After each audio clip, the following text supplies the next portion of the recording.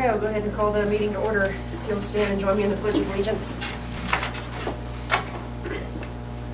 I pledge allegiance to the flag of the United States of America and to the republic for which it stands, one nation, under God, indivisible, with liberty and justice for all.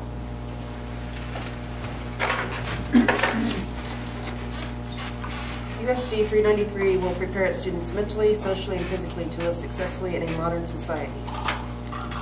Approval of the agenda for the meeting, and I have 3 additions. 21152A, May 3rd, 2021 meeting with BOE Focus Group, and 21162 HR Tammy Moon resignation, and 21162 the hire of Angela Elliott for junior high ELA. I move we approve the agenda as amended. I'll second. It's been moved and seconded to approve the agenda. All in favor, raise your right hand. Motion carries. Approval of bills and claims. Those are in the folder. Just a reminder, so Evergy, we're going to pay the minimum amount, the maximum amount required by statute, and then so that bill is going out. So, anyways, we'll see where it goes. Make a motion to approve bills and claims. Second. It's been moved and seconded to approve the payment of claims and bills. All in favor, raise your right hand. Motion carries. Consent agenda. A, approval of the minutes from April 12th meeting and meeting on May 3rd. B, approval of the 2021 graduates. C, accept the grant for pre-K for 2021-22 of $30,000. And D, approve the smart insurance $69,144, which was up 4%. I move we approve the consent agenda. I'll second. It's been moved and seconded to approve the consent agenda. All in favor, raise your right hand. Motion carries.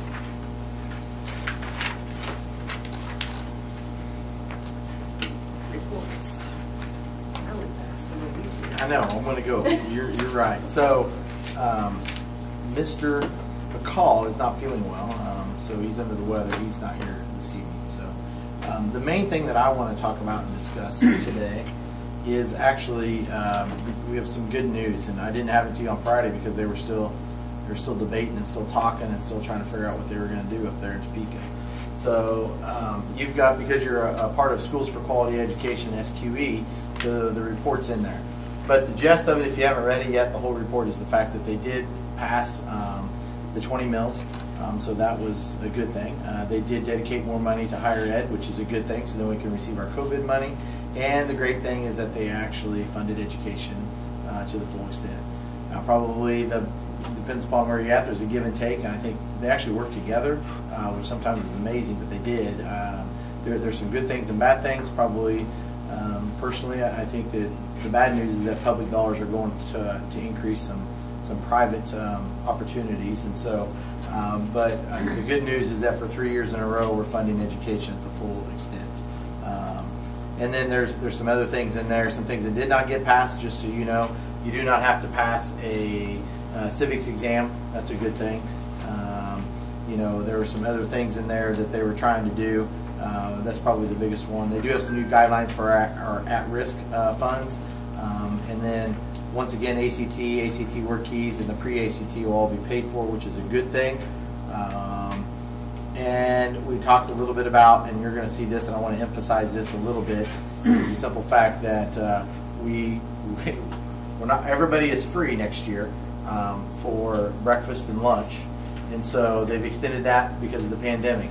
Now, the bad news about that is that you just saw that your high density at risk, or at risk in general, is directly correlated to your free and reduced application. So they've come up with a new form because why would I fill it out if I'm going to be free? And so as part of the enrollment, we'll talk about that in June a little bit more, but there will be some guidelines for people to fill it out, because the higher poverty you have, the more at-risk dollars you get. And so we had less people fill out free and reduced apps this year, so we have less at-risk dollars than we had the year before.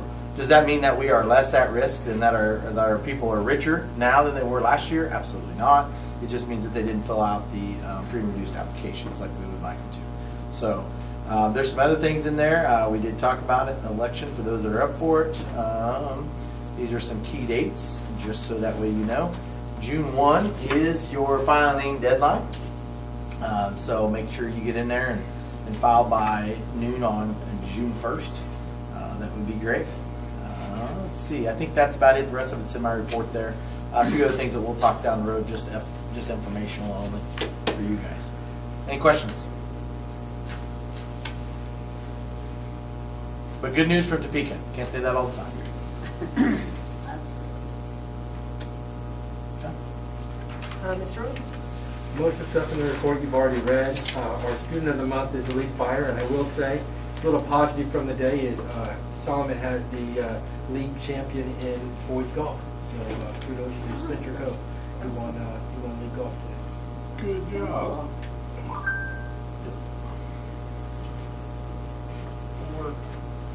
Let's see then. Mr. McCall's and the technology report from the parents and teachers is all in the folder. Liz, do you have anything from the rec? Nothing new. Softball is underway. First games are into the month, first part of June. Okay, does anyone have any questions on any of those?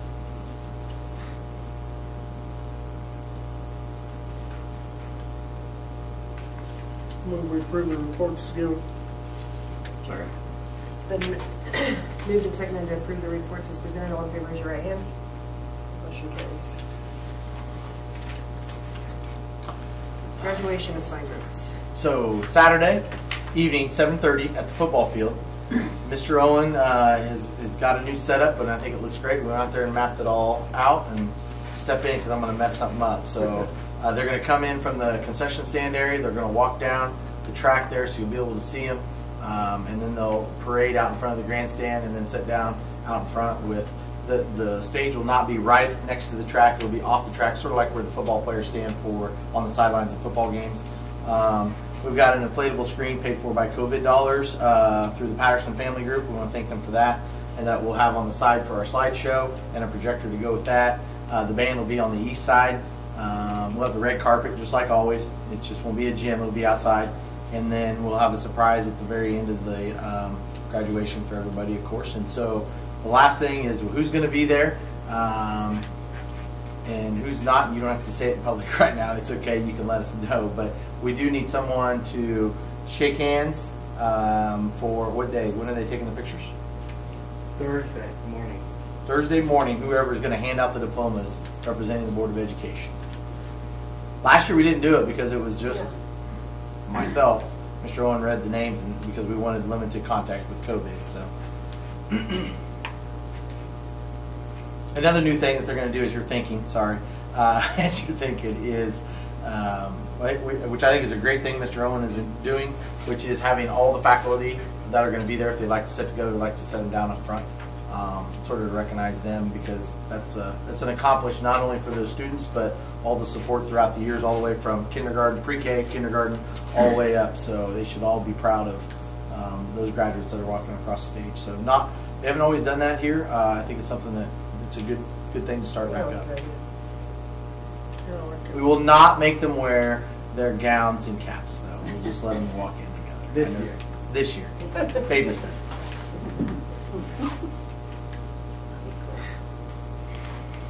So everybody either tonight or just get with Mr. Owen and let him know.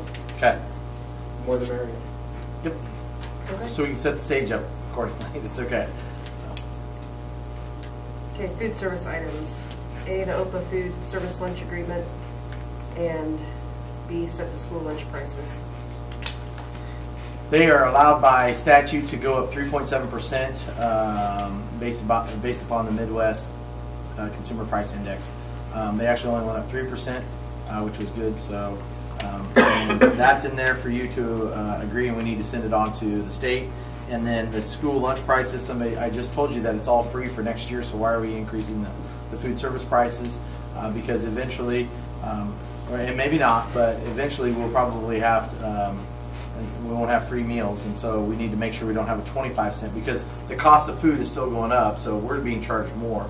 If we leave the price where it was a year ago, then we're going to have a bigger gap, so we just need to increase it. There's no cost carried over to the patrons, but we also need to carry that for adults, though. So like if I go and eat, we need to increase that cost, because there's an increased cost for adult meals too. And those numbers are there for you as well. And you said that they were going to start doing more hot meals or more options? Yes, it will go back next year. The plan, assuming everything goes Even if it's as is that we will be back in the cafeteria. We'll serve out of 2 windows. They'll have 5 entree items available. One of those being the salad bar, of course, and then 4 other items. One of those is usually like a sandwich, and then there's 3 hot items to choose from. So you'll be back to the normal. You have your pasta bars once a month, those kind of things. So you'll be back to the traditional OPA meals. And they'll be the first to admit, I feel bad that she's not here, but and Lisa will be the first to admit that it has not been the best for many reasons. We're serving in 3 different areas, hauling food all over God's creation, and we've got, thank goodness, we got a grant for an additional milk cooler, because the milk was, by the time you served for an hour and a half down there, that milk was sort of questionable. You had to throw some of it away because it wasn't meeting the temps. So I'm glad we got the milk coolers in there, and everything looks good there. So, yep. Should be back to normal next year for that. We hope. We hope. We hope. Good. I move to approve the food service agreement with Set School Enterprises.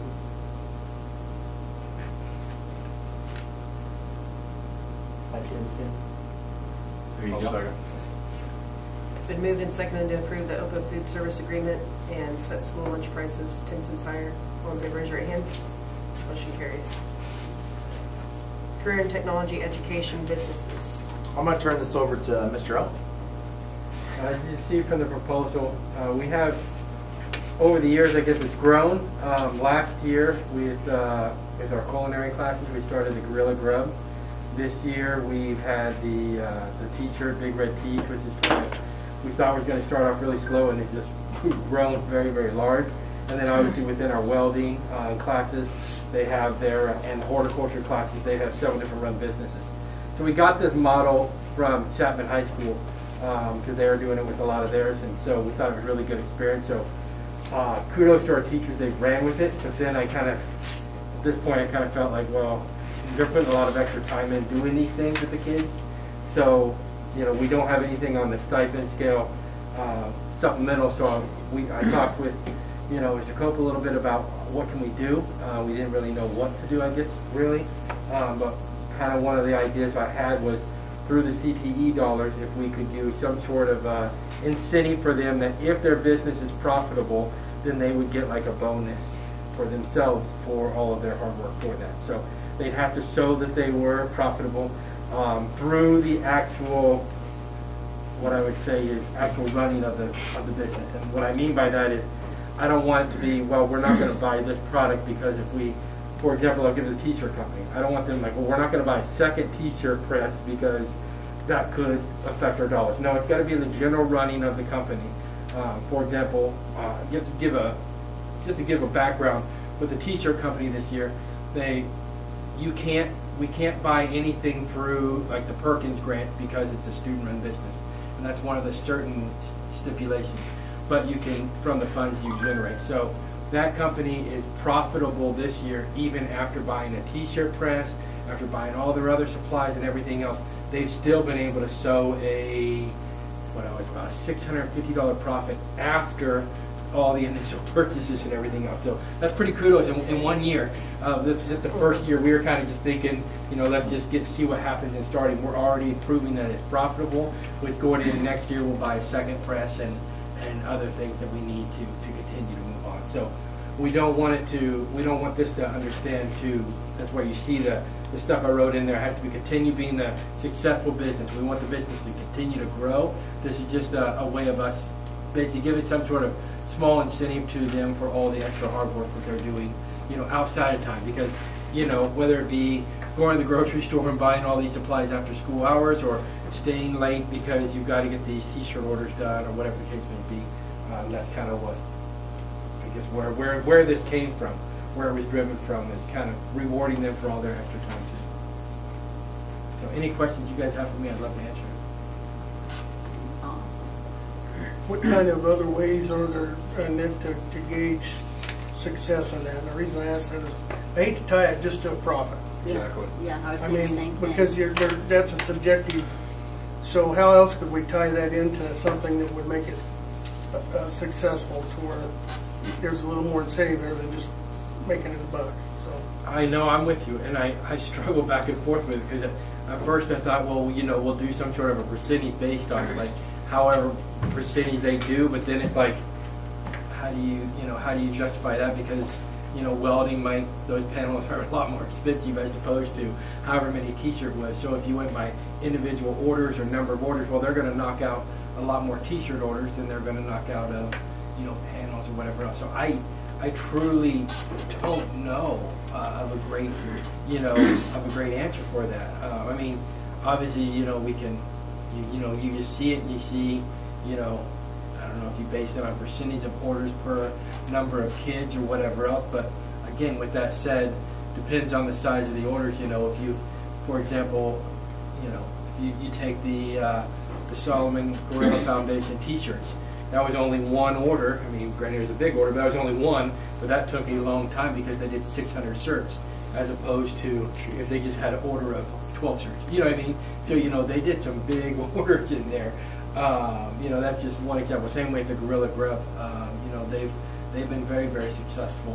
Has that been successful? Yeah. No, it's been running, and in fact, you're starting to get stuff out from actual community. I think not just our community. Does that make sense? Like for the first beginning, it was like a lot of the teachers and stuff like that, and Right. parents would do it. Now we have even members from the community. It's like that saves me a meal from being able to go home and do it. So, you know, it's nice. We personally have several meals in there that, you know, save us on busy nights. I think the great news about what Nick proposed is the fact that, now, as far as the $1,000, that's debatable, but as far as whether it's profitable or not, like you said, is sort of irrelevant. But at the same time, you're also, if you're at least going to try to put, because we're going to not always have the same people in those positions, is what I'm Right. trying to say. So you'll have some people that will be like, I'm not going to do the Gorilla Grub. I'm not doing it. So if they don't want to do it, it's not like it's a part of a stipend, which we require, like FBLA or FCCLA or FFA. We require that you take your kids to those events because it's a part of it. This is something above and beyond that is going to put more time on. So I don't think you can add a stipend to it, because a stipend, then we would expect it, and somebody might be like, listen, I didn't sign up because I don't know how to run a catering business. And those businesses are just like anything. You guys know that you've been around long enough. Only as successful as the person you have running it. You know what I mean? Right now we have 3 people that are running a run with it, and that's awesome. And theirs was trying to figure out a way of incentivizing them. But just like what Mr. Cope said, didn't want to put a stipend on it because, you know, then you have somebody. And it's just like doesn't want to Solomon Ag. We just got a letter in the mail today from a patron that said that they brought up their trailer, that they were struggling with a project, and they brought it up, and the kids worked on it and said, wow, it was timely, it was quick, they turned it around, and they did a good job. Now, I don't know whether they charge them $5 or $25 or $50 to fix that trailer. I have no idea, but I don't want them to stop doing those things to help out and to do it. You know, just because they didn't get whatever bonus or whatever. I just want them to be able to do it. Are you wanting the bonus to go back into the program, or is that going to go to student? The bonus was Be the- intended to go to the teacher for all their extra time that they're putting in. Because they're putting time outside their, contract. So if they would get this, they would not be able to claim extra duty pay. Right. Because some of them could claim extra duty pay too.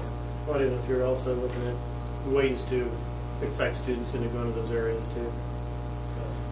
I think that's something we could look at in the future. For example, Chapman has done certain things like that where they've, done like scholarships, where kids would be, if you were signed up, let's say for 2 business classes that you did, then you could be, eligible. You would get like whatever number of scholarships from there.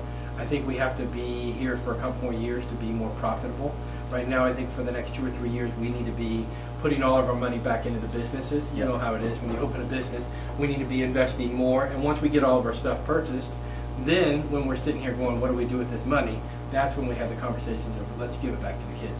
But right now, I don't think we're profitable enough to be in that conversation. To be Need for growth. Right. Do we emphasize that now? No, you can table it. No, you've got time.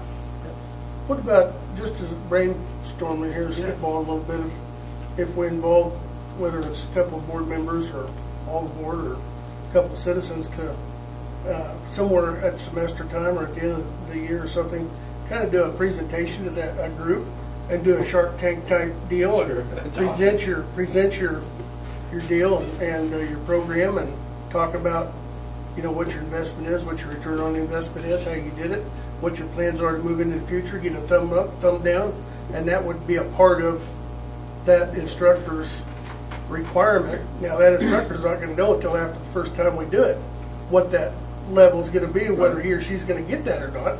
I don't think that burden would be too high, not especially going into it, but that would give the team some incentive to impress that group, whether it's some businessmen or board members or what. I personally would love to be on that and sit and listen and see what they're doing and how they put that together and listen to what their plans are. I don't have And make that a part of that contingency that, you know, that's kind of the exam at the end of this thing is to be successful, you got to at least break even or make a profit, but you also have to convince this board of people that you have a successful product and answer their questions on moving forward as a business. Well, like I say, just to, you know, just to be able to, I guess whatever you want to say, you know, year in review concept, or even if it wasn't year in review, because, you know, let's say you're a teacher coming in, might show that we're $500 in the hole, but then they'd be able to justify, well, we bought this, we bought this, we bought this, we bought this. And our real This is return's why we're going to be in the $500 future. in the Yeah, hole. yeah. And so, you know, by all means, I think, you know, that sounds like And if that's part of the long-term plan, that's okay. Right. If that was an accident, it might not be. Right, okay. exactly. Are the other two as profitable as big teams? Oh, yes. I mean, that's just easy to see. I mean, they're not going to, for example, Gorilla Grub's not going to make as much. You know what I mean? Just, Right. There's not. You know, just you can look at it. Not as much markup on it. Yeah, just because, you know. And I'd say right now, in some ways, I don't think we have probably pushed it as much as we should have with, like, the greenhouse, for example. But I've talked to Mr. Davidson a little bit more, and he's like, you know, he's very, very conservative in certain things. He's like, well, can we run the greenhouse during this time? And this time, it's like, well, why couldn't we? Well, then we're going to do poinsettia stuff. Then we're going to do this stuff. Then we're going to do this stuff. Like, well, this is what we want. You know what I mean? But I think he was holding back because he's like, well, I don't know if it's going to be worth it to the electricity of what it might take. And I'm like, those are small things, you know. That, you know, we're looking at the big picture of, you know, the kids being, you know, active and doing this stuff. So I think he's kind of got excited about some of this stuff too. So I think you'll see a lot of more. Gas bill's not a small thing, by the way. I know. Those whole people must be doing the same thing. Now. Yeah. But no, that really was what it was when he kind of talked to me about it. Well, if that's not the issue, here's some other things I want to run into. So I hope to see some growth there too. It just kind of reminds me of the CEO program, and It is. except we're doing it in a team effort. Exactly. You know, Right.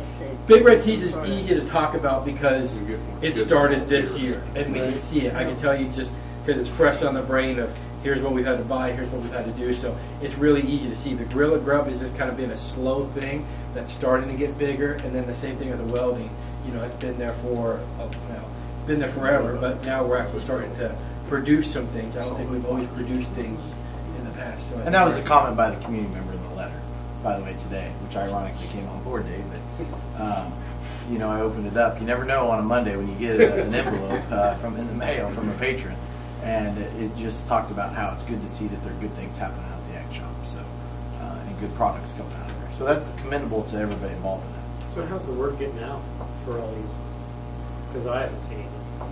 I've seen the Gorilla Grub. The because Gorilla you Grub handed I out. saw because it was laying The somewhere. big teams, I've seen that, Right. but small word of mouth is the best way to say it. I mean, it's not being big because I don't know if we've marketed as much with Right. Solomon Ag. we pop it up on the website or something like that, or Yeah, and understand, not only with my son can go in and do culinary arts and cook up a meal that, you know, Miss Benson does a great job of telling him how it's supposed to be done and has the right ingredients. But if you go into Solomon Ag and you have a group of welders that aren't very good, then they're not going to buy the product. So I think it depends upon the year on how much you market it.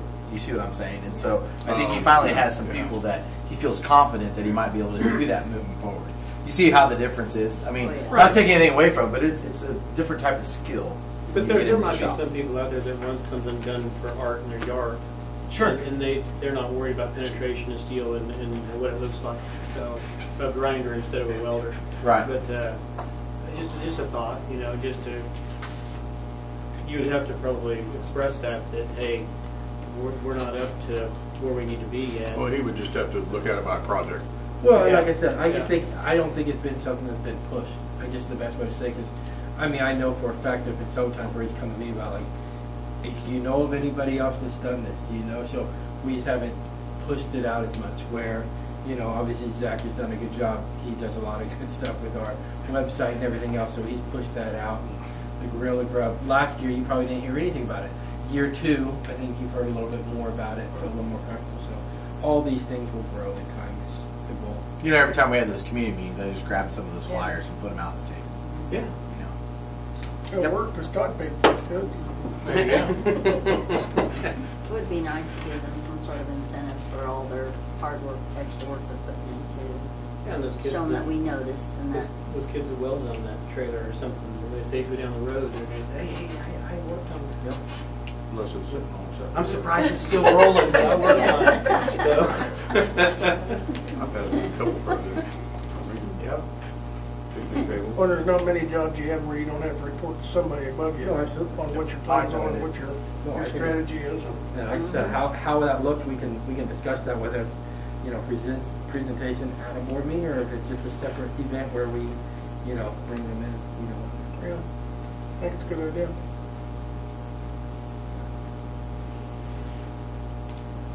So we need to wait till we put something like that together, or? If you want, Can we- it's up to you guys. You can table it, you can vote on it now, whatever you want to do, or you got a motion for it. So too late in the year to do something like that for this year? I would start with next school year. Well, I think it's just to Yeah, I would start with next school go year. down there and walk through. That way everybody knows what the goal, you know, Mhm. what the end game is when we first start the school year. Should we go ahead and do something though, so they have some incentive to look what could come down the pike? I mean, I hate to see another year go Mhm. by, or Yep. since they work so hard this year, or wait. I like the shark table idea, that's our shark tank idea, that's pretty cool. But going in the next year, And that way, if they don't make a profit, they can show. Why? Yeah. yeah, I agree. I think we He's should do still, something. I do. Yeah. But what do we do? Well, I'd say that we're very favorable to it. Let's table it for tonight, give Nick a chance to put some more stuff on paper with this new idea. Sure. We've got a little time before. You got Yeah, time for I can- August. I can We're bring not back- going to do it for this year. I can so. bring back something for the next board Yeah. meeting and we can look at it, no problem at all. You can put yourself on the spot and do that presentation. And so, and Well, I like the idea of a board member, and then they have advisory groups in each one of their trades. Right. And so you could have an advisory member and then an administrator. And it could even- It'd be perfect. It could, honestly, it could even be there, because twice a year, you know, we have advisory, you know, with their CPD. So it could be part of the advisory night where you have like a board member or whatever else come and, you know, listen in on the advisories where they present. I mean, there's already those times budgeted in too. That could be a time too. yeah, Perfect. cool. Okay, the ESER2 Funds and application discussion. Oh, we got a call already on our ESER2 funds today. Deanne and I did.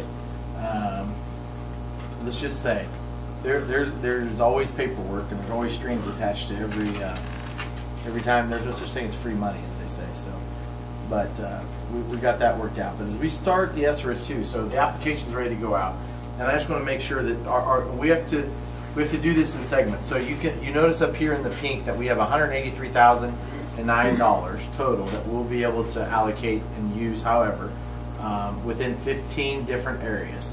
And so instead of applying for it all at once, we would like to apply for it in sections, because then that way, if your plan adjusts, it's a reimbursement. Okay, so it's not like it's a drawdown and then you spend, it's a reimbursement. So every single month we have to submit what our expenditures were, and then we'll draw down the money. So going into the summer, the ones that are highlighted in yellow are the ones that we're recommending that we put in the plan, and with your approval tonight, for the first stage of ESER2 funds, we will move forward. And that is instructional support, summer programming directly to students, $46,702. I'm going backwards, sorry. Professional development, training for teachers. It's not going to be competency-based, though. It says competency-based right there. We're going to switch it where you see it says behavior support. I should have highlighted that, but we'll do some behavior training for teachers. We've heard that loud and clear that we need a little bit more. So we've budgeted. Doesn't mean that, well, I don't know what's out there. We've talked about it. But $10,000 in professional development and training for our teachers with behavior. We have $15,000 in technology upgrades, which is all the Elmos, document cameras, I should say. Like they call them Elmos, but the document cameras will all be updated to where they'll actually be able to speak with everything. And then everybody in the junior high will be purchasing 5 short throw interactive projectors, so that way everybody's the same of the elementary and high school. You've heard that as we've done some of the focus group stuff. And then as well, update of TVs instead of projectors, putting in TVs in some different areas. So that way you have, just like you have right now, Chromecasting ability, since we've gone all one-to-one. So that way if I'm on a Chromebook, I can cast it up on there and I can share and I can present. So really it should give you the ability in every classroom then, pre-K through 8 should all be the same. And then some of your junior high and high school are going to have some of the same technology but different, meaning that they'll have the TVs instead of the projectors. So 5 of those and upgrading it. So that's about $15,000 there. And then the continuity of services, if you if you approve it, is $31,250 for 2 permanent substitute teachers who both have agreed, if you make this motion tonight, and they're pumped and excited to come back next year. I've never seen 2 retirees so excited to come back to work in my life, but they are, and I can't tell you enough how great they have been. They are truly an asset to our school, and Jerry and Jim. I'm telling you, they are truly, they are tremendous, because they can step right into Mrs. Noggles' classroom because they know her expectations and they're there because they're here every day. So that has been a good thing, and we'll continue that. Because the other one is that I want to go back to this $10,000 in professional training for behaviors. This isn't a sit and get one time. What we're talking about right now as an admin team is to where we'll use Jim and Jerry to where they'll go into the classroom perhaps for a day, and then I'm picking on the 2 that are here, sorry. Liz will maybe go in and do some professional development to where it's modular based or something, and then maybe with a smaller group, or maybe we have 2 of them discussed. And then we'll go with first grade. Then both first grade teachers will be out so they can do some collab together. Instead of doing everybody all at one time, to where it's more individualized. So when you combine the 2 together, it's really, because we'll probably be using them quite frequently to go and do that. And so we have to put all this in the report, as I just stated it. It has to be, it's an essay to the state to get it approved. And I think we're good on what we have so far. I don't see that anybody batting an eye on those areas, and you can see the different allocations and percentages that we have allocated so far. So if somebody says, are you actually spending your ESER money on actually kids? Well, 47.39% is going straight to instructional support. So yes, we are. And the $46,000 is summer school. So that's all the cost to run summer school this summer, which has been a tremendous hit. It truly has. So much that Mrs. Krause is a little anxious and nervous at the same time because we had to shut down the application because there's 74 right away, just like boom, 74 kids needed it. And I say that by what I just said, needed it. Like the parents needed it. If that doesn't say that there's an outcry for some sort of youth program development beyond COVID, I mean, there's 74 people who are craving it. 74 students that are craving it. And there'll be 100 by the time we're all said and done. We have a waiting list. We have a waiting list right now, and so we capped it at 100. And we have a waiting list to get in. So that speaks volumes to why, and we're doing 6 weeks of school. So I'm not going to talk about the other thing, but I mean, that's 6 weeks extra of, now 3 days a week, but that's pretty awesome that we're able to provide that. So questions, comments, concerns about the ESER2? Now, we get the bill, we can spend this all the way until 23. You notice how we have it. We're going to try to spend all this next year, too, and draw it down. Here's the reason why. There are elections and coming up then at the next one. And so if it ever changes, that money may not be available because, you know, they still have to dedicate a fiscal note to it.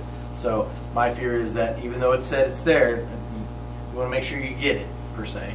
So we don't want to wait till the very end and there's no fiscal note for it from the Fed. So once it's there, we definitely want to spend the $183,009.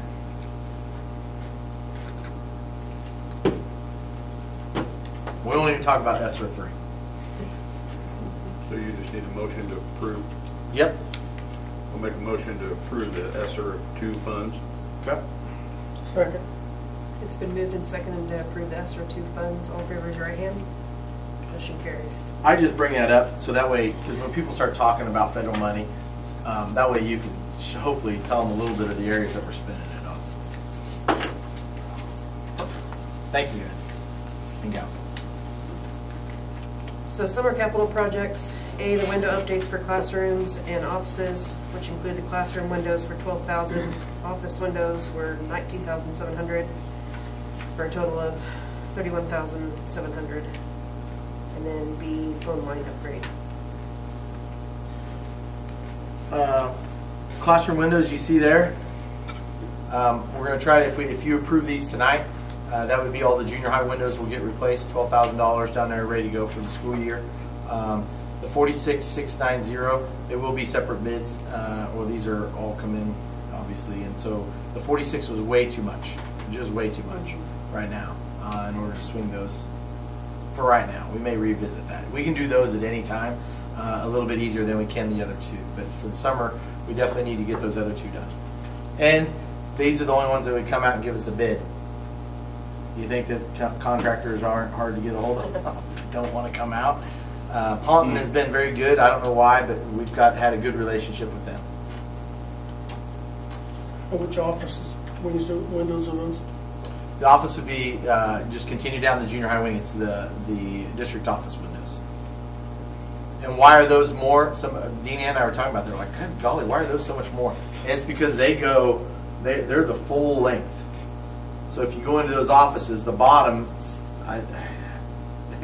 all it is sheetrock pretty much to the outside. You could you could easily get into the school. I mean, it's just rubber thin there to where you could get in, but it's one whole frame from the bottom of the floor to the top to the ceiling. That's why it's more. Is they go back with window from bottom to the top? Or No, so they'll come back. Yeah.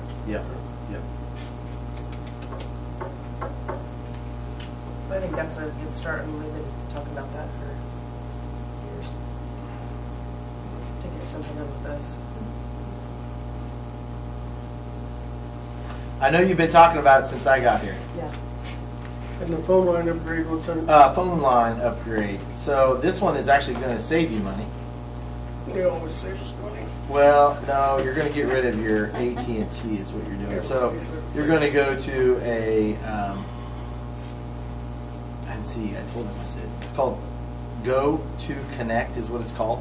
But as you go down to the quote down here, the initial cost, the monthly cost will be $780 is what it is. And so you'll have 15 standard phones, and then we've got 36 to where you can see that it's a VoIP system, which means it's all ran across the internet. So the teachers will have the ability in all their rooms to have it, but it'll be based on their computer. And then if a parent wants to leave a voicemail, it'll send an email directly to them with everything, for them to just read it. So it actually will make it a little bit easier there. They'll be able to call out on their computer. One thing we've learned through COVID is the fact that Zoom, we don't even need video. All you need is audio. So all we need is a microphone. And so this will end up saving us a little bit of money there. We do have to have the standard line from AT&T for our alarms, and so that's still going to be the one charge from AT&T. And I think Mark shared that with you in there, the comparison, if I remember right. Yep. So there's the comparison. The other thing that will allow you to do, so for instance, let's use my wife. So my wife is, in the gym where there's no communication. So any phone call or anything will go straight to her cell phone. You can set it up that way.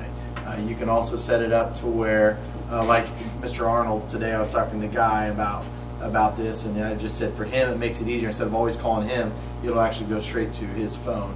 So you can do call forwarding to their phones as well. We don't have that option with our phone system right now. So you're talking about a phone system upgrade, not a line Yeah, upgrade? phone system upgrade, all new phones, yeah. Not all new phones, because we're going to eliminate phones in the classroom. Most of our teachers are using this, but they're going to have to start using their computers. So who will the dial tone come from then, after you do this, if it's not AT&T? Is that from Eagle or who? That's a good question. I know it was. That is a good, see, I knew it. I told him, I said, you need to come. We went through all the questions, and I didn't ask that question. I'm assuming it's AT&T. Because if you still have to keep that one line you said. Yeah, But that's a dedicated line, it's a dedicated. so I don't think that has anything to do. Mark.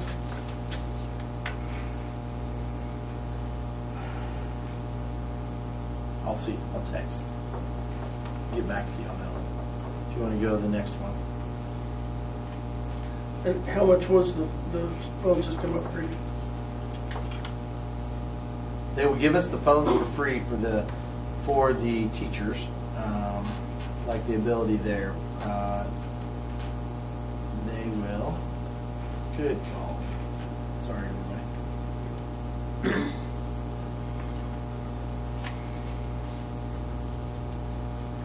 And we've been previewing parents, we've got several of them. So they've got a preview going on. They've been using them, and they've been very,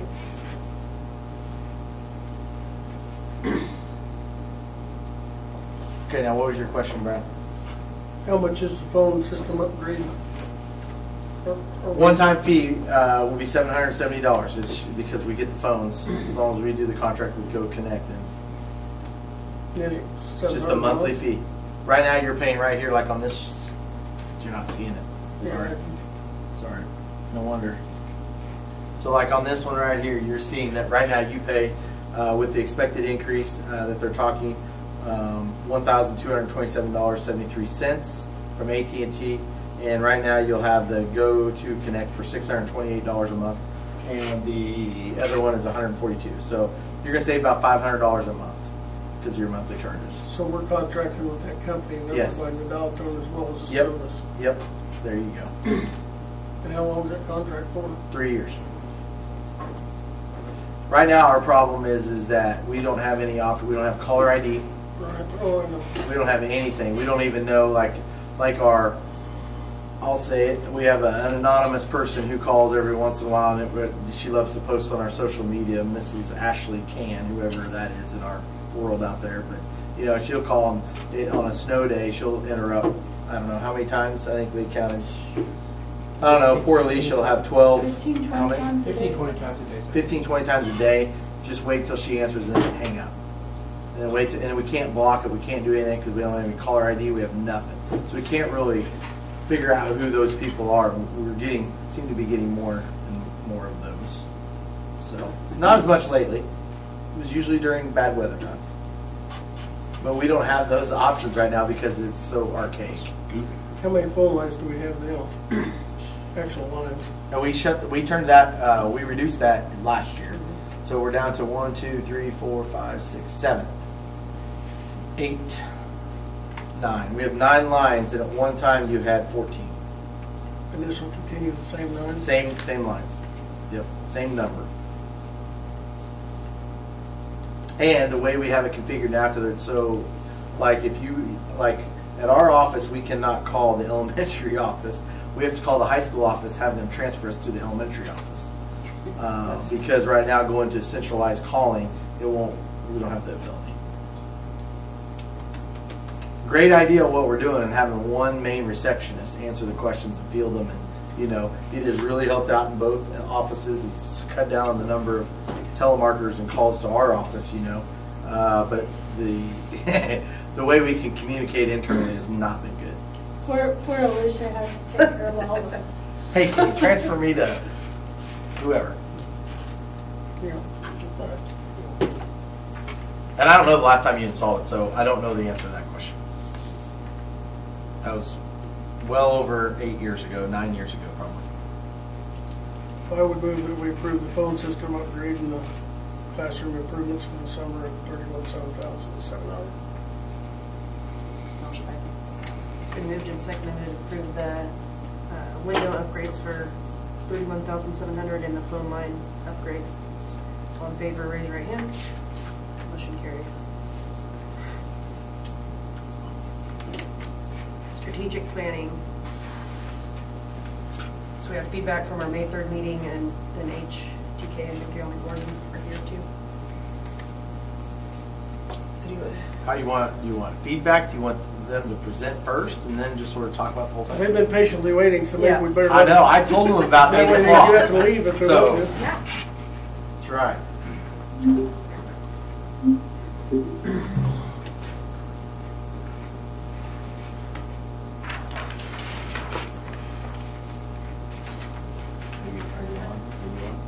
on. Okay, here we go. All right, well, thanks for having us come this evening. Most of you were at the meeting last Monday, and the presentation that I have really is what we had last Monday with just a few updates for things that we talked about. So I can go through that, just give you a little bit of an update on what we talked about, overview of that, and then some of the refinements that we had working with McCown & Gordon on the pricing. So met with the focus group. You've got a great group of people there. They've done a lot of work with all the tours and everything, so I think that's a really good start to building that strategic plan that you're working forward on. We had some great feedback from the tours of what they saw that I think really helped create a vision of what their needs are and how your school could be moving forward in the future. They've been here, they've met with McCown & Gordon, they've now met with HGK as well, so I think we're building a good group of people that are on the same page. This is a site plan that we talked about and may have seen before, but just some of the history background that we gave to the group was looking at the age of the facilities and thinking about that with the elementary school, or I'm sorry, the middle school gym is the oldest part of your building. The circle building is the same age as that middle school area down there. So those are the oldest parts of your building. And that's one of the things when we look at additions or where they could be or where the most need is, looking at the age of your facilities. Let's see, the next thing we looked at is the distribution of the different grades and then spaces that we have overlap for maximizing use. So elementary school at the top of the hill, high school in the middle, and then the middle school down at the bottom next to the district office. We also talked about the square footage of the classrooms and what that need is, and really wanting to make sure that with pricing that we're right sizing these rooms for what your needs are and for your teachers. And so there's usually for those younger kids, pre-K up to a certain grade, those classrooms are about 1,000 square foot. At some point those transition over to 800 square foot. And you guys are doing that, I think, about 4th grade. If we were building new, some of the pricing's related to this. Typically is about 2nd grade. Between 2nd and 3rd grade is when you would transition the size down. But what we heard was that they really liked the larger classrooms that they have now. But we talked about that some, and these are just some diagrams. We talked through these last time some years ago about the room layout, what size that is. That 800 square foot is like what the classrooms are down at the bottom of the hill where the middle school is. This diagram is showing the wedge is that 1,000 square foot of what the classrooms are now, and then in pink is showing that overlap of what the 800 square foot classroom would be. So the other thing we looked at then is some different options on if we were to renovate or if we were to build new, and then diagramming different space layout on where that would be. And so this is, you have 3 main parts of your needs. The first one being the elementary school building. And so we looked at renovating that. So this 2 is not there right now. That was the 2nd placement. So number 1 is if we renovated the elementary school and at that time, we brought a range of numbers of what that would cost. Have refined that to just over 5.5 million. That includes the cost of abatement in that number. And some of these numbers from Monday have gone up a little bit, and some have gone down. Just working closer together on what the plan is, since we're narrowing down some of the options, that allows us to refine those numbers more. So, sorry to interrupt. No, please go ahead. Because I know this has been a question of the focus group, and I just want to emphasize it because everybody said the one thing that they all wanted to hear was how much does it cost to abate it? So you might tell them, explain that yes, it's the cost of the abatement, but then why is it $5.5 million? So that cost to abatement includes the abatement, but does not include the finishes to replace it. So you have the ceiling and the flooring that needs to be abated. That number is just the abatement. It doesn't include the ceiling and the floors, and the HVAC as well. Yep. Okay. And so that existing round building is 24,000 square foot. And if you were to build that new, it would be 7.6 million. So what we're wanting to look at is what is the size that you actually need. That 24,000 square foot does include the kitchen and cafeteria. So that's the second component that we're looking at as a need and addressing. So likely we're going to do something else with the kitchen and cafeteria, then rebuild it in this same configuration at the same square footage. So if we take out the kitchen and cafeteria and we look at just the classroom space, what does that cost to rebuild? If we did it where we had 1,000 square foot classrooms for pre-K through first, and then at second grade switch to the 800 square foot classrooms, that would be 4.5 million. What we heard from the focus group was that they liked the size of the classrooms that they're in now, and from what they saw in the tours with the casework and different built-in closets, that really that was something that they wanted to move forward with and look harder at doing those larger square foot classrooms. And so that building the larger classrooms,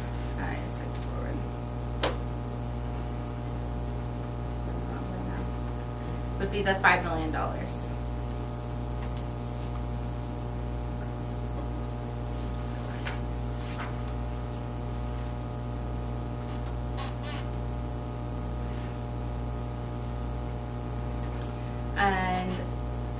And then some of the other items that we looked at that we broke out, but can put that together, is the storm shelter. So sorry to interrupt again, because this was another sticking point.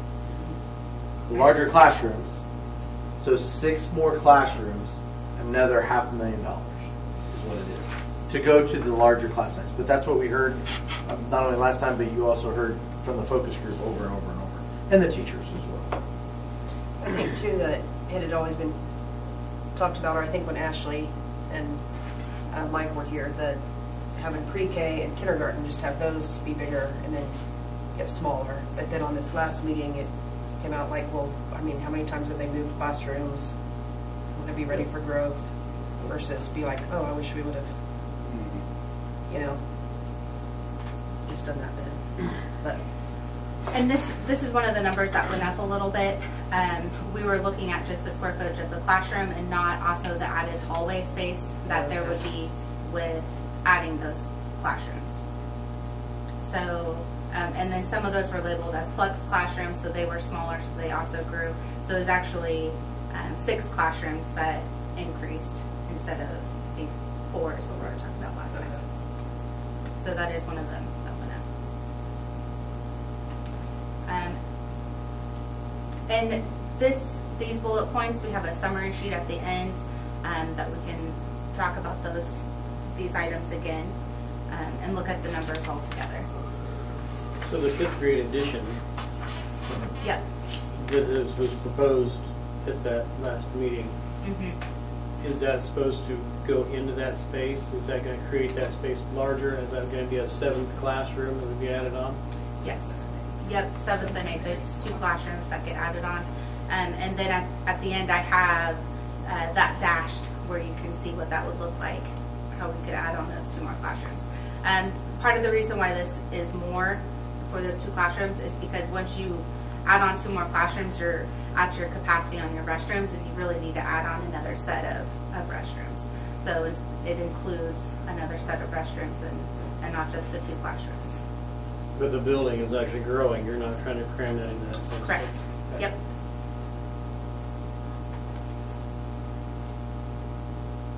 And then the playground, that was another item that we talked about.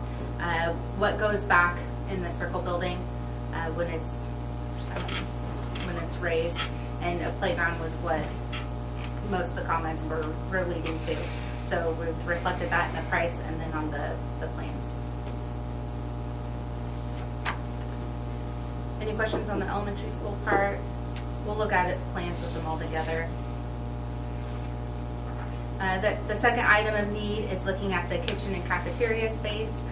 The kitchen that you have right now is divided up to a circle building and into smaller rooms.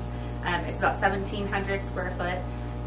About the smallest you can build a kitchen would be appropriate for your size of school is 2,000 square foot. That's the most efficient. If we're building new, we can do a more efficient layout, and that's what you need for that. And I have an example that we can look at here with that. For the cafeteria, you're at 2,500 square feet and really needs to be about 3,000. Now, can I point out something else? Just so everybody, I mean, this is what it was. I mean, this was the specs back in the day, though, too. I mean, hopefully everybody, as you start to hear it, I mean, that's how you built them. Those were the industry guidelines back in the day, but you also didn't feed them 2-3 times a day, you know, those kind of things. We talked a little bit about the type of space that you want the cafeteria to be. If it is more of a practice gym or more of a meeting type room, because that can change the volume of the space that you need. And it was leaning more towards the meeting type space in that. And this was an overview of showing how if we put 10 more feet on your existing cafeteria layout, that's the gray underneath. 10 more feet, that would give you a whole nother set of rows that you can do. And you really just need a whole other set of rows to be able to fit people in there. And then these are some examples. If you have a more of a practice type gym, cafeteria, or if you have more of a meeting type room. We looked at different layouts of where we could put the kitchen cafeteria. Option 1 that had the most traction was using the existing square footage of the commons that you already have, expanding that extra 500 square foot that you need, and then put the kitchen there. Option 2 was putting the kitchen cafeteria here, near the shop and the band room, and then option 3 was up at the top of the hill, in conjunction with additional classrooms up there. So this is a layout of a 2,000 square foot kitchen, and so there's multiple points to follow KDHE. You have to have separate rooms for these different items, and for the layout, you have an area that's serving. If it's not in the kitchen, it would be in the cafeteria, and that square footage would need to go into there. But an area for serving, you have a production kitchen area, a dish return area. You need space for an office. You need kitchen equipment storage, as well as a separate dry storage room, a locker area, custodial, office, and toilet. So it fills up pretty quickly for that square footage. And so these are now totaled. So the option to expand the commons, that option 1, and build a new kitchen would be the 1.3 million, or to build a new kitchen and a new cafeteria space separate from the commons downstairs would be 2.1 million. It's about 1.1 million either way going into the kitchen.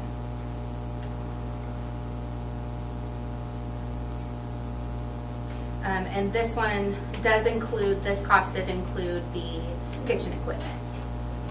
talked about that at the last meeting. Does it also include, so if you expand the commons down there, does it include, you know, a refurbish of the current area?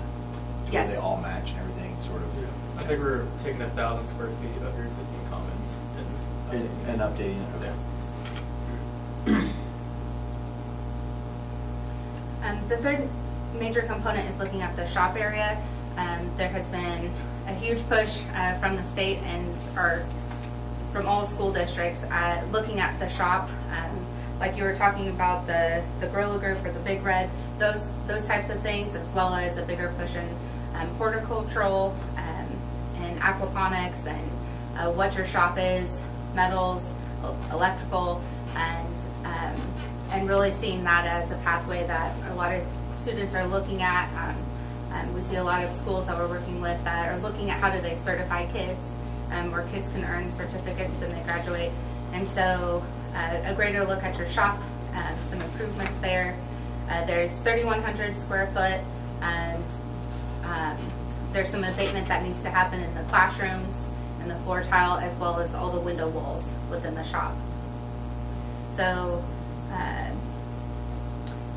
so we have a renovation cost of just the current square footage at $322,000, and then looking at if we did a 1,000 square foot addition,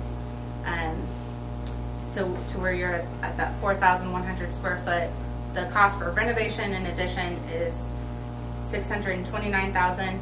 If you took that square footage and you just built new square footage in a new shop, that was $1.1 million.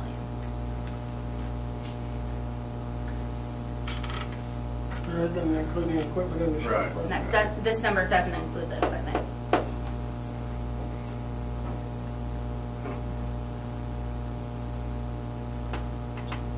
Endless amount of numbers. So these are some photos of some other CTEs or shop classrooms that we've done here recently. Greenhouses, done a lot of greenhouses lately. Bigger push for that. These plans are showing a shop building that we did recently that has, this is set up for 2 different teachers. One teacher mostly teaches upstairs with food production. They also have a room for FHA and storage for projects for FHA. Their shop is set up with a welding station, woods. They have a separate area that they do tractor and small engine repair, electrical. And the main thing that we're seeing with these spaces are making sure that it's flexible with power and utilities, so that as you bring in different pathways for different students' needs and their interests and your teachers' needs and interests, that you have that flexibility to provide each of these different functions for them within the space that you have.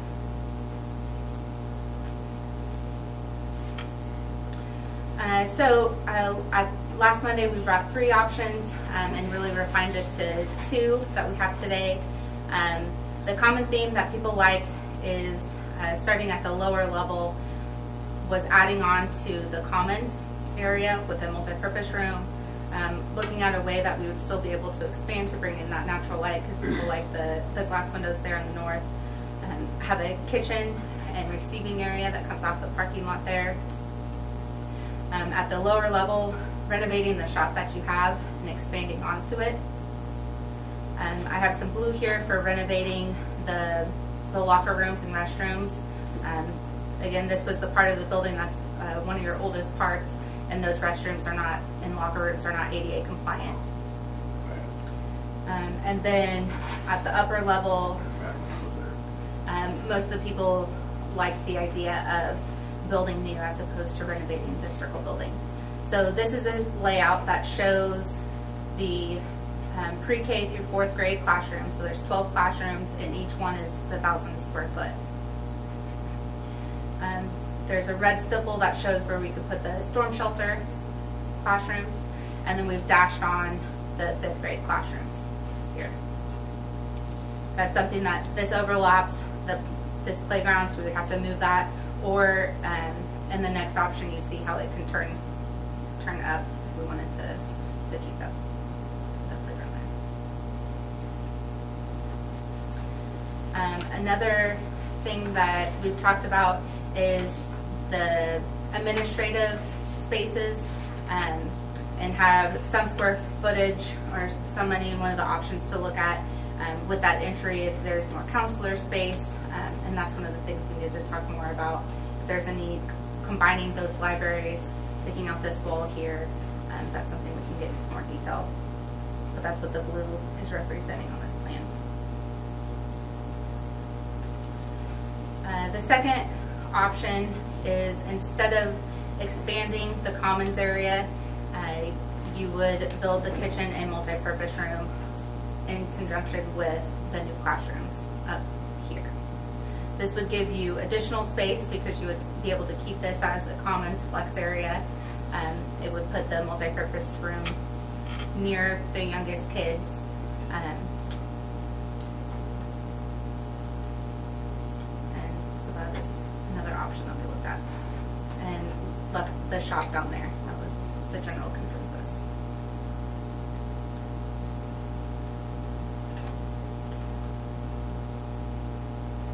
Are there questions on those two options? You did a really good job of taking up from the changes Yeah. that you've made from, I mean, what they We were kind of all over it. Yeah, I know, but that, yeah.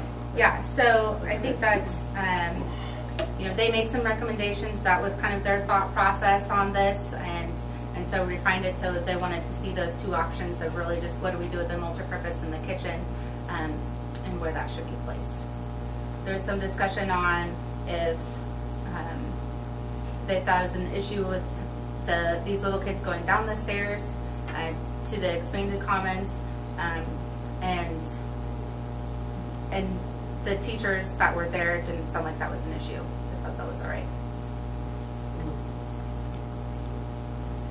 Does option B have classrooms for 4th grade up there? Yeah. Yeah. Okay. And the dotted lines, Denise, the dotted lines are for 5th grade as well. Correct. Okay.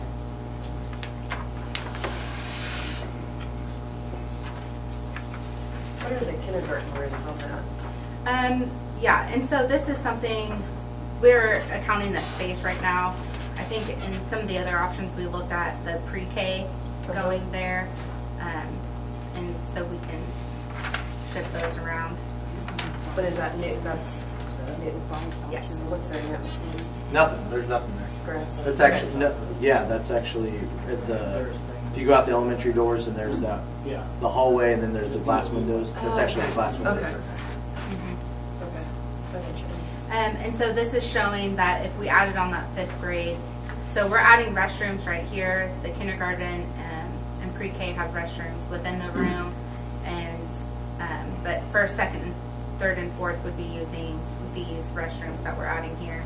If we add 5th grade, should really look at adding more restrooms there at the end of the wing. It's a little far for them to go. What time does the kitchen get its deliveries now? Well, it could be, varies. But it's before school starts, before parking lots are Four full. o'clock Oh, wait, in the yeah, morning. 4 to 4. Yeah. Yep. Just trying to figure routes and stuff, and whether they're going through residential and how noisy they are, and streets. It's just a regular small box truck, isn't it? Semi? It's a semi, Yeah. 18-wheeler. Milk truck's a smaller truck.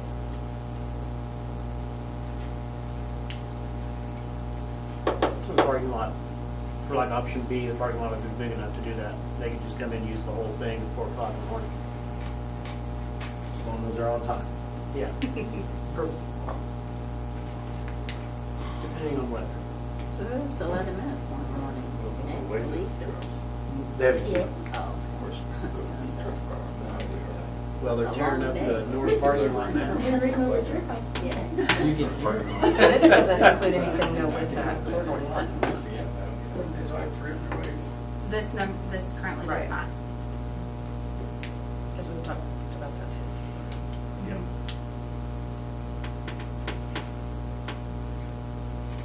That's something we need to add into it for sure, is the parking lot. To rebuild that parking lot up north. At the same size or larger? Depending on the school is where, that school is where. You want to do something different with that Playground, space, where yeah. you're always going to have the parking lot there, you think? Well, I think you will because of your football field. I think you almost have to for handicap. Maybe a little accessible. bigger? What's that? Maybe a little bigger? Yeah, that would be great. I shake my head That's because I'm like, expensive. yeah, that's gonna come with a cost. But yeah, Well, definitely, but yes, yeah. depending on what's done. So. And then either way, what you do for deliveries, on either one of the other locations, you're gonna have to decide whether you wanna redo some of that parking lot for that added weight and wear and tear of trucks. They're gonna be a lot heavier if you're bringing a semi in there. If they're From that deliveries- standpoint, the west parking lot's in better shape than this one is for sure. For that. But that's something that, Yep. But you're gonna have to update it over time, anyways.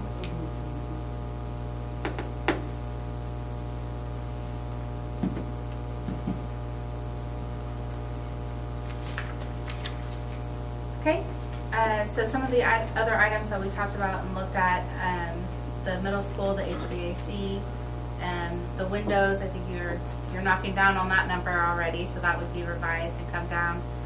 Also looked at a track replacement, and the main entry admin, that's the blue area that we talked about on the plan. This south building, the $710,000 is for the finishes in here. It doesn't include a new gym floor or HVAC or lights. It's really just finishes, ceiling, flooring, and paint. And then this locker room number is inside of that 710. Is that correct? No, that would be an addition for It's just an that addition. locker room that's blue on your overall plan. Okay. Yeah. You just never know with locker rooms when you get into them, especially if they don't meet ADA requirements on what you might have to do stuff to the slab and change out all the partitions, the bathroom partition. Oh, you would? Yes, yes, Yeah. yes, yes. They're one of those. They're one of those. There's no doubt about it.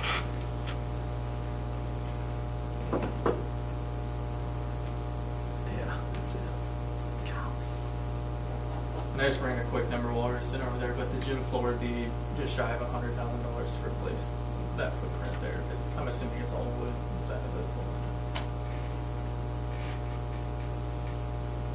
Does that need replacement? Okay. That's in good shape, actually. I think they've updated it since. That's not the original floor. What are you talking about? The old gym. The middle school? That is the original. Oh, it is the I was original. gonna say, yeah, 10 minutes. That's the original. It's been deep sanded. But it looks But Yeah. it's Deep in great sanded. shape. Yeah. It truly is. Yeah. I actually think it's a better floor than the other one. It is a better feeling. It is.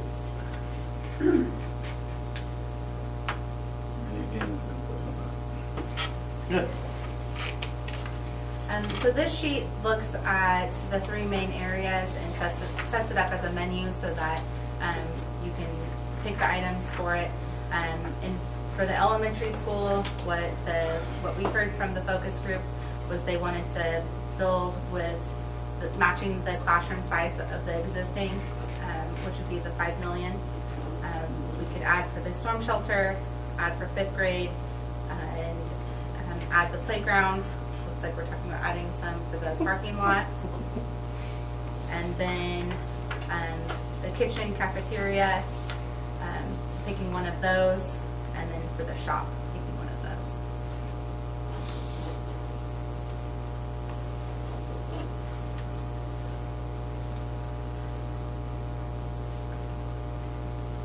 I'm trying to remember from the renovation and addition.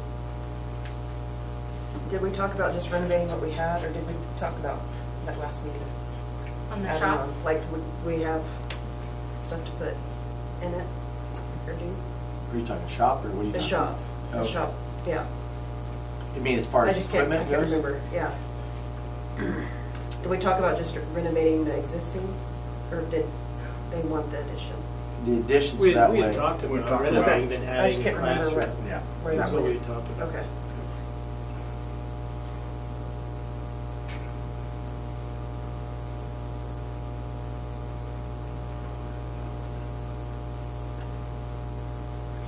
For Are there any other items that we talked about that you're not seeing here, or was there any discussion after the meeting that you guys had, or feedback from the group?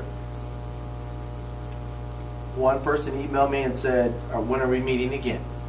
Let's go. I think I've had all good feedback. I mean, that group's ready to, yeah. You have a group that definitely have their Yeah. attention. In a good way. And positive.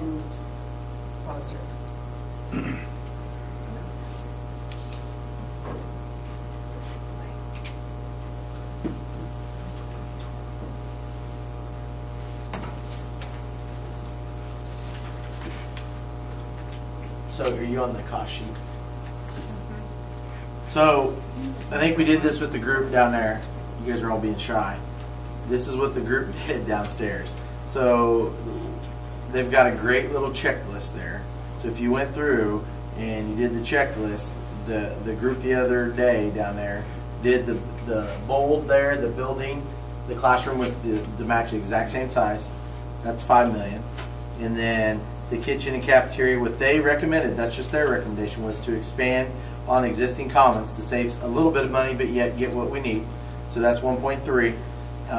And then the shop, they did the renovation part, so the 629. And then they also added in the storm shelter and the playground. And that is 7.3 million. 7.299108 to be exact, so 7.3 million. You had the parking lot in. I don't know if the numbers guys already got it crunched. How big do you want it? I don't know, but I mean, so. You know how many stalls you have right now? I think the stalls that they proposed last time was 120 stalls. How many are there now? Not near that one. 30? No, the ones we have right now is like 40. But I think back last go around was like 120. I would say. Yeah, I'm seeing like 26 there now with the drop off. Yeah. Elementary. But if you go, that does not include, that number I just said does not include your HVAC, your track replacement, your south building finishes, your locker rooms, which I would say you need to update my recommendation would be, if you're going to do it, you need to update your locker rooms for ADA compliant, that girls' locker room for sure. All up to you guys. But that does not include track, middle school windows, none of that on the other items sheet.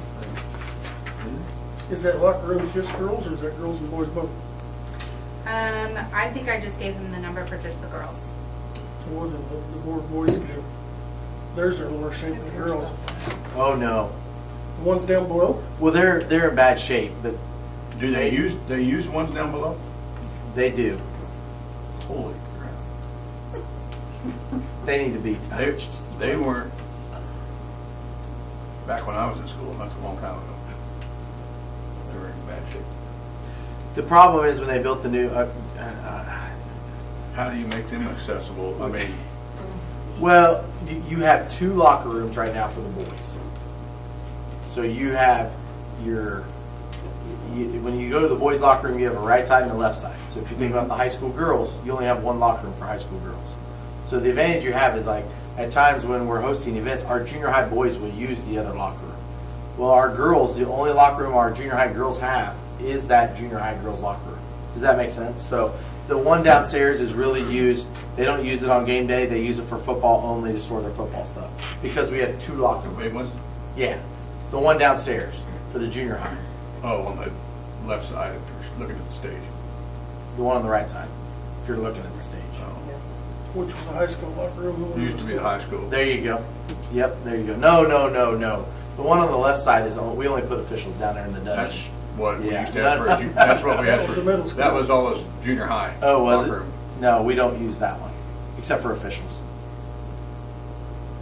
No. Because it's not even And- a quarter of the size of the other one. No, not at all. You're exactly right. So we only use the one on the south side next to the street.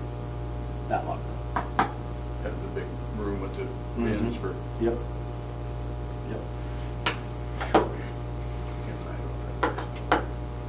So that's before your other add-ons. 7.3 before those others. Some quick math on the parking lot. If you did 120 stalls again, you'd be sitting around 250 for asphalt parking lot.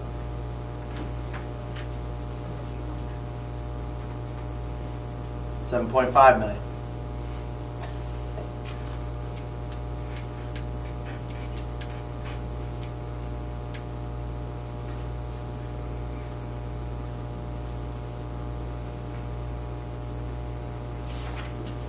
Would we have the space to make it that big, the parking lot? If there's 26 We're gonna lose that round to school. go, Yeah, you're you losing have it school. in your playground. Yeah, and it's Yeah, not no, even there's on. room there. Yeah. Okay. Well, back on the list, I mean, how do you not? Where's the meeting? So what's in that number? The additional list or whatever, the Yeah. add-ons. South building finishes, Yeah, that's the only one I don't, that's like the the Yep. junior high area right now. Yep. I mean, but we've already painted all that if we didn't do this. Is that something that we could take off? You can always Is that take where off. you're? Yeah. Yep, that's why we broke the locker rooms out separately. I think that one's a little bit more manageable because you can, just like we did the carpet upgrades in here, Right. you did those fixtures, you could do those things. It's going to take longer, yeah. The HVAC unit needs to be the biggest one. The problem with your HVAC is trying to figure out then once you do that, because remember, when you tear the HVAC out, it's no different than the elementary school. If you were to redo the elementary school, if you do a central air of some sort, you still have those units sitting in the classroom. So you still have wasted space. So same thing in Liz's classroom. Yeah, she has an 800 square foot classroom, but you still have those, I call them the old motel room sitting there on the floor to where you turn it on and off. You know what I mean? So you still have those that would have to be removed or whatever.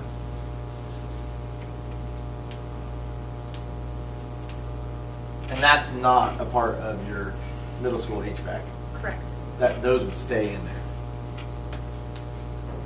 That's where your finishes come in, correct? I believe so. Yeah, the HVAC number, I mean, that's not a lot for that size of area for Yeah. HVAC, so I'm guessing that would just be maybe replacing a unit and keeping ductwork and not tearing up the ceiling or anything like that. But when you get into finishes, that would be new ceilings, new walls, new flooring, those sort of things.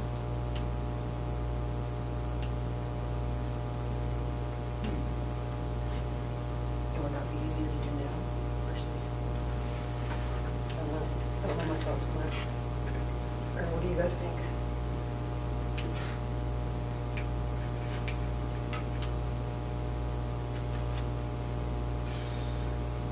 So you can take off the middle school window, do the HVAC, take off the middle school windows.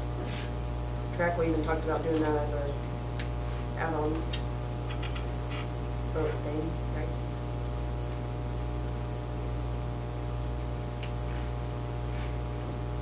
Now you're at 8.2 if you had the track on. what was our You last just one? start, it doesn't take long to go up in a hurry. What's that? I was just thinking about what the last one was. Last one was 10.8.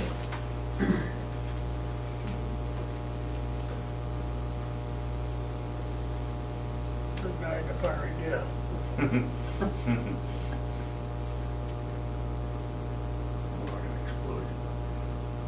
The group downstairs, I think we came up with, wasn't it, help me out, wasn't it 8 million was the final amount that we said, and that group felt, I don't want to speak for how the group felt, but you guys were there.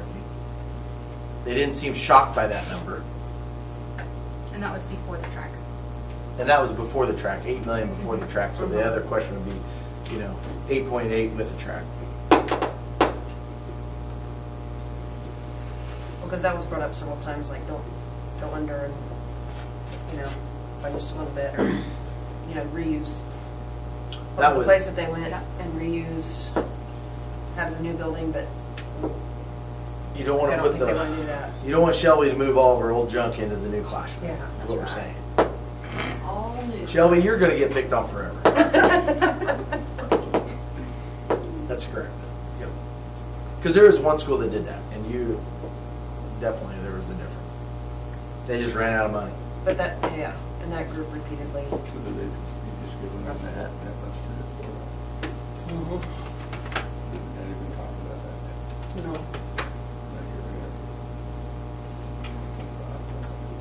So I did get updated numbers from Dustin. There you go. Good. And, let's see, so, Yeah, okay, good. the, for an 8 million over 25 years is a 14.75 mil increase, which is $14.11 a month increase on a $100,000 house. It's $30.68 increase a month for a $100,000 commercial property. 28 cents on grassland, $2.02 on irrigated land per acre per year, and $1.78 on dry crop land. Context last time, $22 a month on a $100,000 home. That's what the bond was, we figured last time. Yep. It was $22 a month on a $100,000 home last time.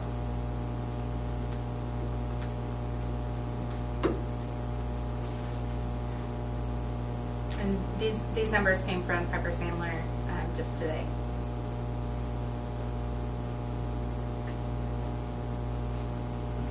Have any of you had much feedback after that meeting on that side of it then?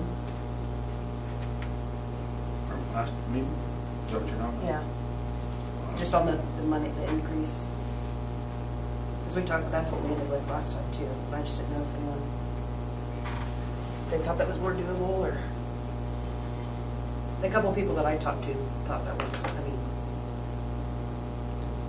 like you said, sticker shock, like, I think that whole group, all those people saw, but I mean, and there's just no other way to get some of that stuff done.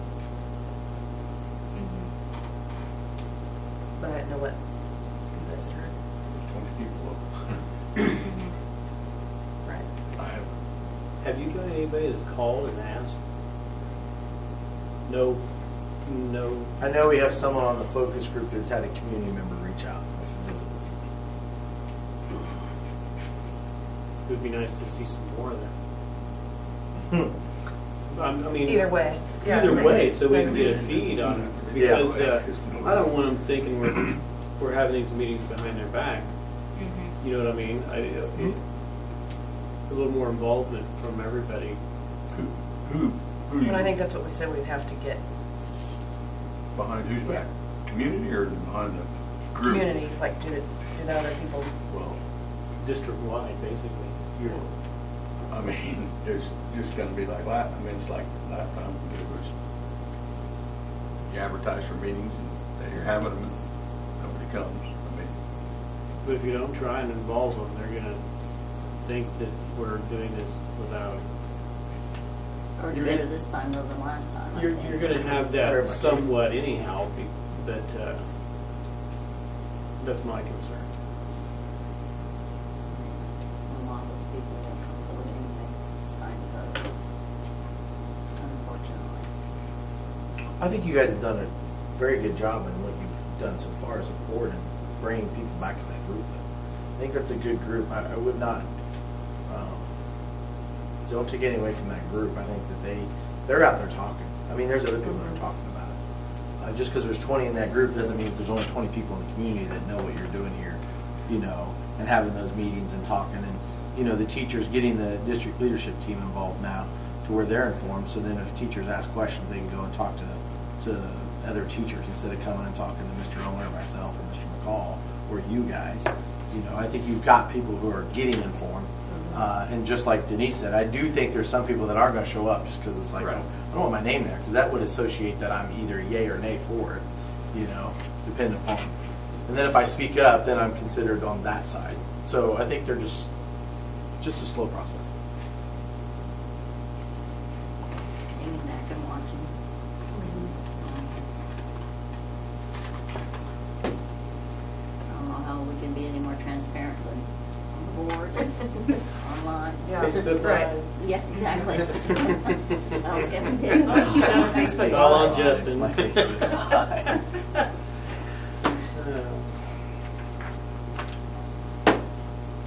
The other thing we talked about is schedule.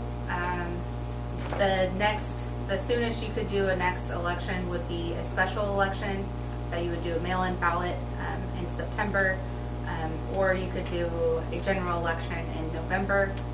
You can of course do one later than that, a special election.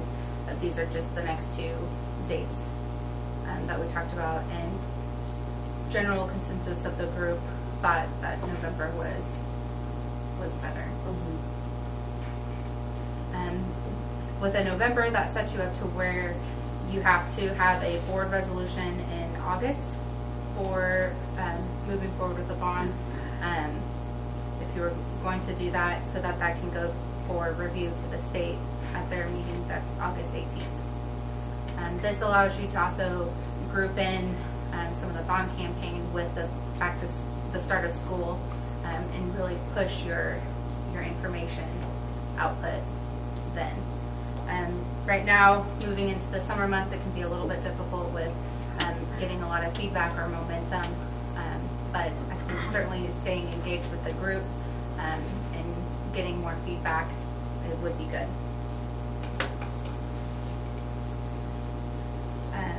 The thing that sticks out to me is that post-bond.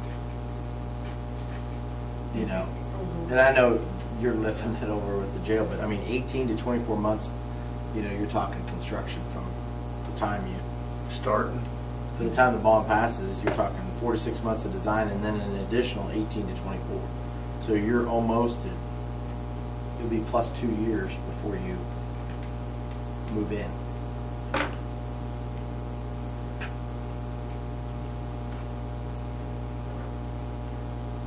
I just say that because I don't know, that just sticks out to me.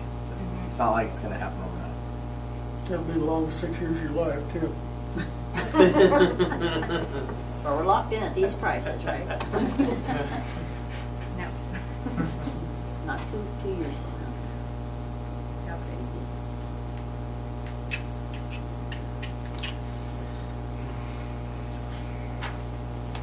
Yeah, I think that was one of the questions, or one of the items we talked about was, what does this cost today, and what would it cost if we waited 5 years to do it, and what it would cost then?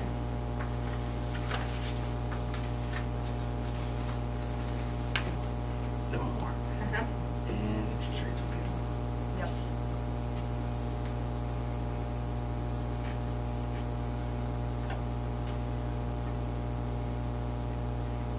So we've done this a few different ways. Are there decisions, like, are you guys looking for a recommendation from this group on what they think that you should do? And then you guys approve that recommendation? Is that what you guys would be looking for? Or do you want to work through this more on any of the options? Or any other ideas that you have that you wanted to look at? I think we've got recommendations from them as much as we can get at this point. I mean, what I understand, I think we're looking at an $8 million bond. Just a matter of whether we're ready to pull the trigger on it or not and do the bond resolution 8.2. and get it scheduled. And then we'll figure out the intrinsic details after it passes or fails. That's pretty much sums it up. Because frankly, I mean, why get into the trenches if it fails? We're wasting your time and ours too. We know what we need. We Right. pretty much got their opinion on what they agree with what we think we need. I think everybody's on the same sheet. It's just a matter of getting it passed now. Yep. If you wanted the other group to come out, if you wanted that group to meet again after the adjustments that, you know, HTK has made and McCown Gordon with the cost. So, you know, if you wanted that group to be informed to where they're out there in your voice, I would recommend that you have that group meet again at least before you pass that resolution. Right. That would be my recommendation to you. Because they need to go out and be selling it. Yeah, I wouldn't just willy-nilly pass a resolution and But say, to- hey, by the but to- way, group. But to go back and ask them for more input and more, you know, recommendations, I think we got that. Right. Yeah, I think you're right. And they've done a good job, and they need to be recognized for that. That group needs to be recognized for that.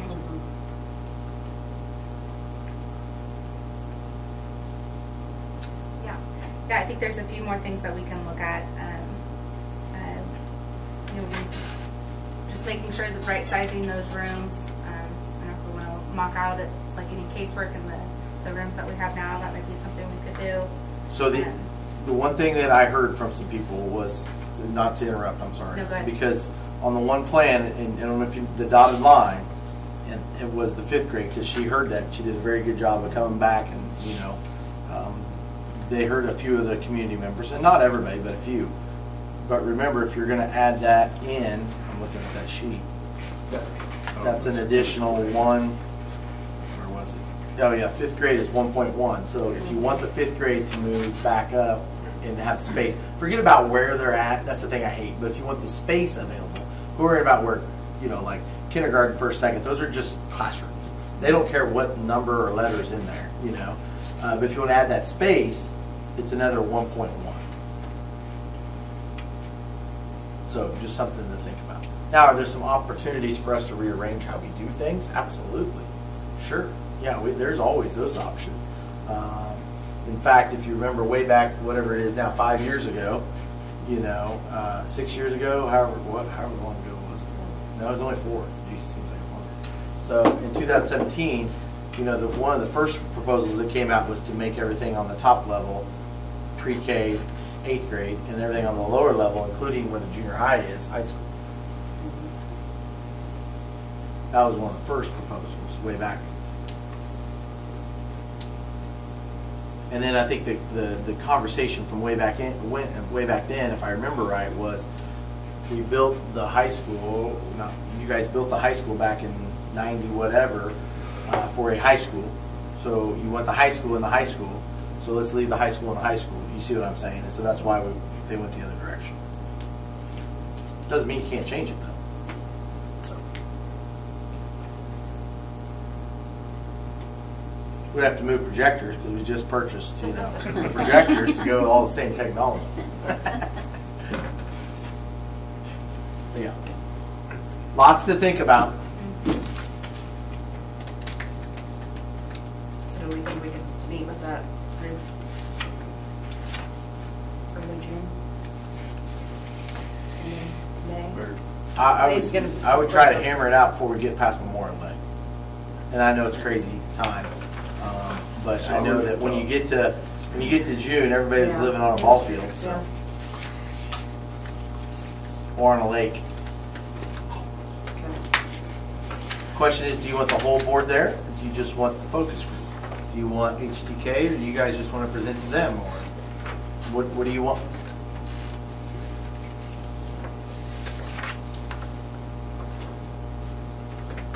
Emma County, I always leave you guys. I'm sorry, Emma County. I don't know, I know that's more time for you, but my opinion would be, I don't know, I think you just do such a good job presenting it. And then Well, they can they answer can the see that they were Yeah. heard We will. and you can Yeah. answer, yeah. Yeah, we'd be glad to be there. Yeah. What I think.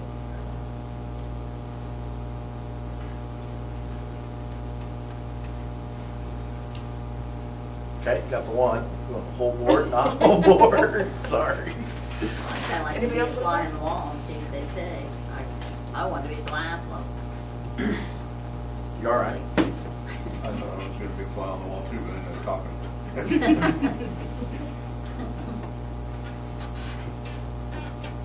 If you're going to do it, then I would do it sooner, as I'm looking over there at our staff, because once it gets to summer, I know some are already stressing out. We would not want them to be there because of summer school and things. But I think getting there and getting it as soon as possible. And working to find out when there's a lot of workings. If the board can be there, be there. If not, so be it. Okay.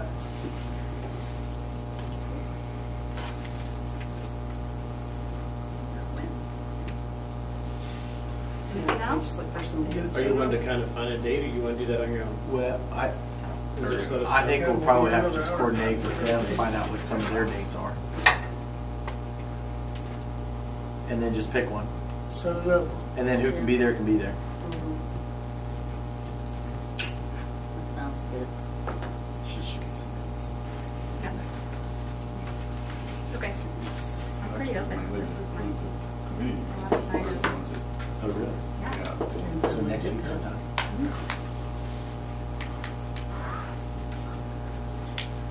Our bowl games start out the 24th.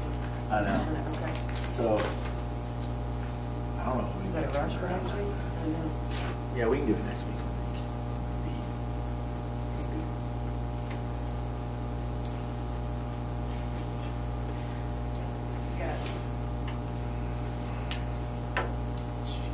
We got regional track, we have the 8th grade promotion. I know, it is like Oh, yeah. the worst.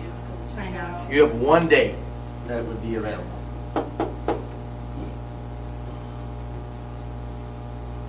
The 19th on a Wednesday. Your staff, I mean, just FYI, the last week of school is Yeah. a little stressful for, I know you may think it's not, but it is really stressful for teachers and staff. Would be a thing to do it the week after that? Is that too? So we don't have to worry about that last week? Nope. Or is that too late I think you can do it. for you guys? Is our negotiations this week or? I'm working with This Wednesday. So the 26th?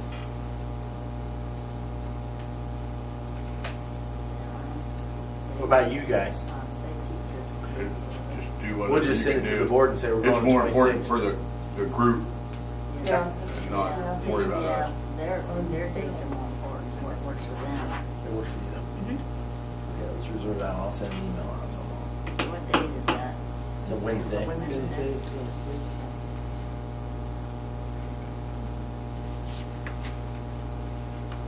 Six 6:30. Guess so. I like 6. I could go 6 for that matter. I mean, it's whatever. 6:30 is fine. Okay. If you're buying lunch, we'll do 6. Or supper, I mean, sorry. Concession stands You up. like brownie? Hot dogs, popcorn. Okay, we're good. All right. Well, thanks for having us again, and Yeah, thanks for that. we're excited to get going again on this.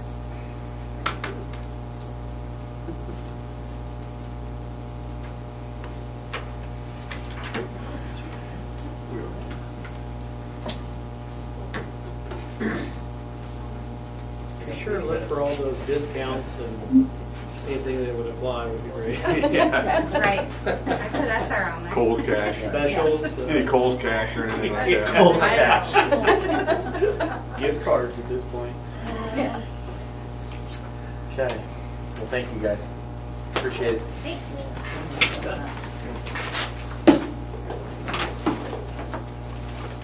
It's about the same time as it was last time. Yeah. Right on time. Right on time. We just kind of, some of us just kind of, have been through it the last time, we're just kind of, I do feel like maybe we feel like we're not very receptive to it all or whatever, but I hope that's not the case, it's just. Well, it's not an easy decision either way. It's Mine, just not we're an turning easy it in decision. here, you may not see it. Yeah. Quite frankly, if we don't do it this time, it's not gonna happen. Because this district won't be able to afford it in 5 years. We already shot ourselves in the foot giving up state aid last time. So, Did that all fall through?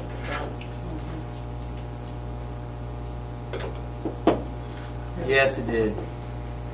I don't see it changing. thank you. Thanks. Drive safe. Yeah, so I mean, at the rate of inflation and construction costs, if we don't do it this time, it's last chance. At least that's the way I see it, so. Think they're gonna push it too. I hate to use the ultimatum, but that's the raw truth. Is we can barely afford it at this point. I think it's affordable, but you add another 30-40% in 5 years, and if the interest rates go back up, because That's the kick. that's the only thing that's making it affordable right now. Is interest rates are still paying. So Those schools just going to continue to spend more money on upkeep and repairs and everything else. Just out of curiosity, that 100,000 they have for middle school windows, is that what we're doing for 12? We're doing it for Certain one. Oh, no. 73,000 through to do everything, So 73,000. theirs was them 100, and everything. which is what would include for your, you know, the bonding and would Right. include your architect fees. And that's about standard. So, I'm I just mean, curious, I didn't know yeah. if that included the gym too, or if that was just middle school windows, their $100,000 quote, and we were gonna do it for 12, I didn't know. No, so our all in would have been 73 plus 73,000. That's a good question. But it's just like the bus barn. I mean, that's why we could do the bus barn for a lot cheaper. That's why we could do the secured entry out here for so much cheaper. You know, this was going to be 25,000. We put it in for 10 or 12. Put it in for 12, so it was almost half price. When you're paying architects, engineers, construction managers, bond counsel, Yeah, and the bank, it all adds up quickly. And in a lot of cases, doubles the price of what you're looking oh, at. yeah, now one thing.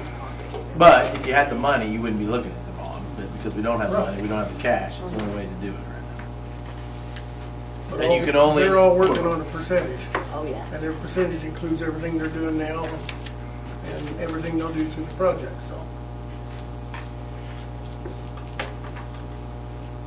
And the sad news is that rich school districts, let's go back real quick so everybody understands. And I know there's people that'll watch it. But like, so if I'm a school district that has, and I've talked to two of them right now that have zero capital outlay mills. So they have zero. So you can do a bond on capital outlay mills and get the money up front over a whatever period of time.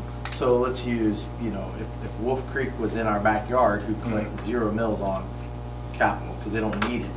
You know what I mean?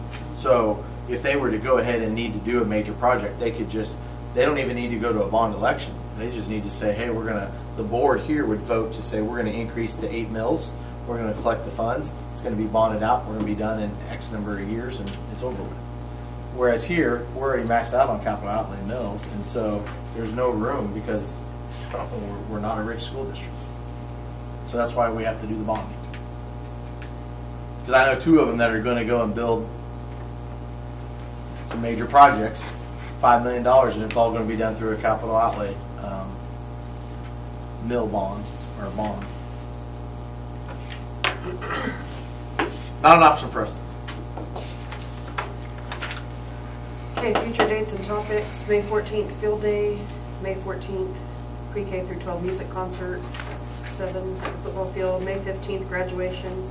May 18th, 5 through 8 awards and 8th grade promotion, and then the 5th through 8th grade celebration and dance. May 20th is the last day of school, and May 21st is the end of the year awards luncheon.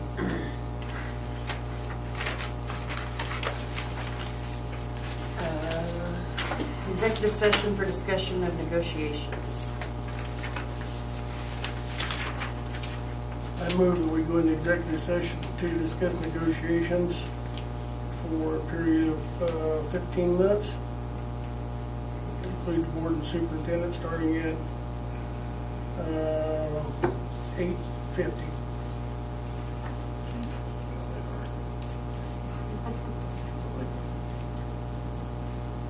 Second. Second, yes. It's been moved and seconded to go into executive session for 15 minutes starting at 8:50. All in favor, raise your right hand.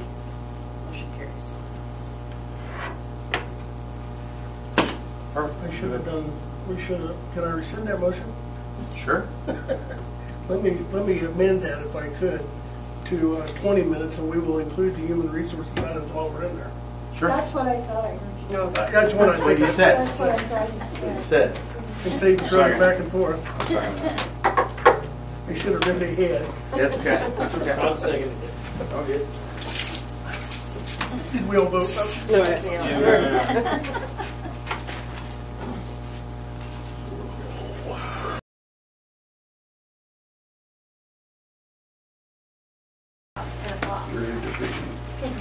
This is the longest one we've had.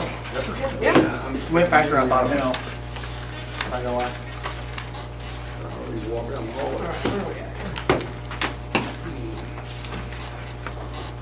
So did the principal leave? Yeah, Oh, yeah. blue. He knew. I told him. Yeah. But I'll talk to you here after. Oh, okay. Okay, we're back from executive session. Human resource items. We have A, hires, 1, the 2021-22 certified and classified employees, and 2, Angela Elliott as our junior high ELA.